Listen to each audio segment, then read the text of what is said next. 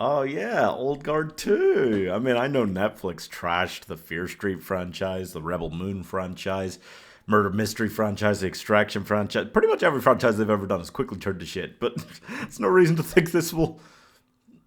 Then you're coming with me.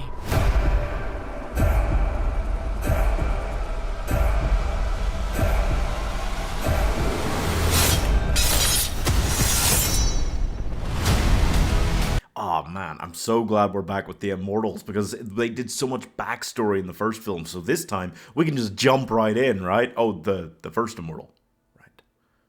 The Library of the Immortal, okay. The last Immortal in her extra parts course.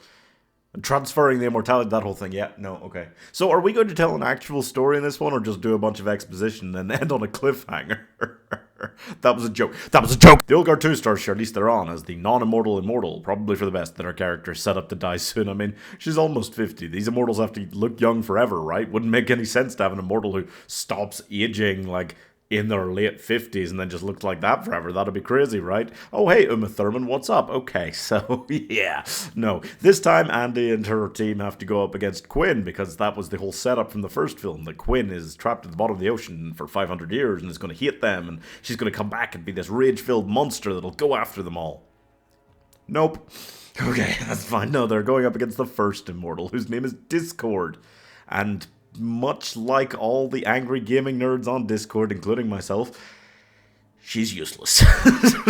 Where to start? I mean, seriously. Quinn comes back from being trapped underwater for 500 years after they could have only dumped her in like a small area in the ocean, realistically. How has Andy not managed to find her yet? It's crazy. Anyway, and she's not even that angry. She's a boring character who's just kind of pushed to the side in favor of Discord, who has this vague plan to destroy the Immortals or something. And not only is that not explained, and how she knows all of these things she randomly comes out with, which are these huge, like, lore-changing statements just out of nowhere, like, which are never explained again.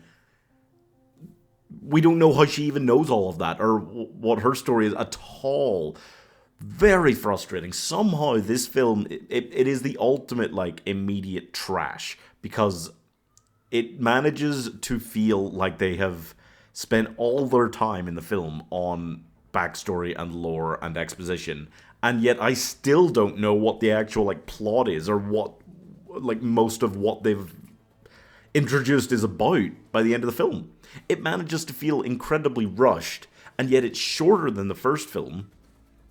Why didn't they just make it a bit longer? If it could have just been as long as the first film and explained all this so much better. Added a couple of flashback scenes for Discord's character or something. And it's only the first of a two-parter, essentially.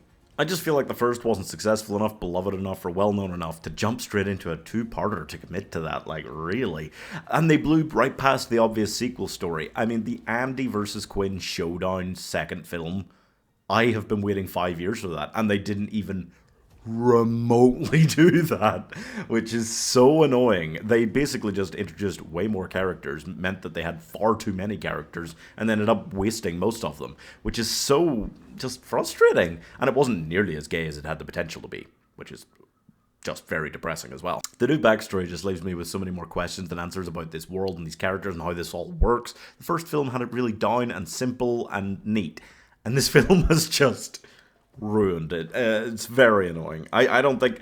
I hate when people say, like, oh, this one's really ruined the first Old Guard film for me. It hasn't, but the number of, like, changes they've made retrospectively is really just disappointing and so unnecessary. I was honestly aghast, like, sitting going at the last, like, 15 minutes of this film, because I couldn't believe how bad the storytelling was. There is one, I don't want to spoil it, obviously, but click away now if you don't necessarily want a kind of half spoiler. There is this, like, big sacrifice kind of moment near the end of the film. It is literally the dumbest thing I've ever seen in a film, I think. Like, I cannot fathom that they did that. It is so unbearably stupid. And if a certain character hadn't just done that for no reason, they really could have solved a lot of their problems before having to leave it on a cliffhanger. It is very frustrating to me in all manner of ways. It's still set in this world which I love, with these characters who I love. So it had to work incredibly hard for me to say this. But I think it's actually worse than the usual Netflix like slop that they throw out in original films, which is nuts. So I'm giving, based on this, they're not even going to finish it. It's going to just be a cliffhanger, which is typical Netflix bullshit.